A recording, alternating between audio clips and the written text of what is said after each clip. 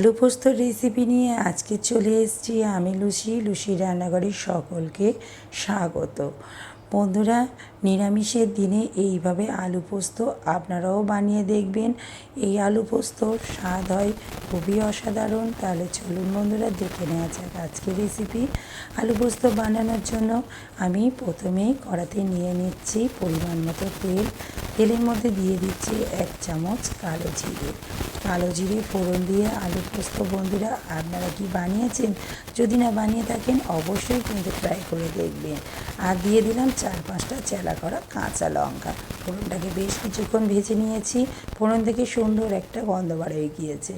এখন দিয়ে দিলাম ছোট ছোট করে কুচিয়ে নেওয়া আলুটাকে এখন বেশ কিছুক্ষণ ধরে আমি ভেজে নেব। এই সময় গ্যাসের ফ্লেমটাকে আমি লোতে করে দিয়েছি। লো ফ্লেমে রেখে আমি আলুটাকে কিছুক্ষণ ভেজে নিচ্ছি। আলুটাকে খুব তাড়াতাড়ি নরম করার জন্য দিয়ে দিলাম লবণ দিয়ে আলুটা ভাজলে আলুটা বেশি তাড়াতাড়ি নরম হয়ে যায়। বেশ কিছুক্ষণ এইভাবে লবণ দিয়ে আলুটাকে আমি ভেজে নিয়েছি। আর বেশিক্ষণ ভাজার দরকার নেই, আলু আমার অনেকটাই নরম হয়ে গিয়েছে। এখন দিয়ে দেব পরিমাণ মতো জল দিয়ে 5 থেকে 7 মিনিট কড়াটাকে ঢাকা দিয়ে ফুটিয়ে নিলে তারপরে আমি দিয়ে দেব পোস্ত বাটাটাকে। এখন কোনো মতেই পোস্ত বাটাটা দেওয়া চলবে না, এখন দিলে কিন্তু টেস্টটা একটু কমে যাবে।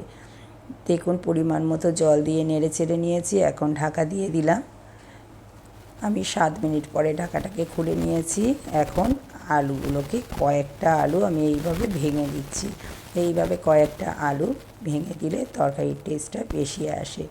এবারে দিয়ে দিলাম বেটে রাখা পোস্ত বাটাটাকে দিয়ে একটু মিক্সার জারটাকে ধুয়ে নিয়ে জলও দিয়ে দিচ্ছি। দিয়ে আরও 2 থেকে 3 মিনিট ফুটিয়ে নিলেই রেডি পোস্ত আলু রেসিপি।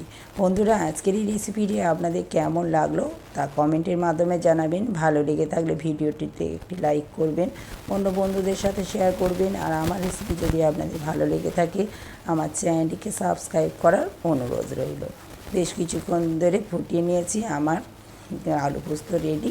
আমি গ্যাসের ফ্লেমটাকে অফ করে দিয়েছি আর পরিবেশনের জন্য নিয়ে নিচ্ছি একটা পাত্রের মধ্যে। দেখতেই পাচ্ছেন বন্ধুরা কতটা সুন্দর দেখতে হয়েছে এই আলু পোস্ত। অবশ্যই আপনারাও ট্রাই করবেন আর কেমন লাগলো তা কমেন্টের মাধ্যমে জানাবেন। আজকের রেসিপি তাহলে এই পর্যন্ত।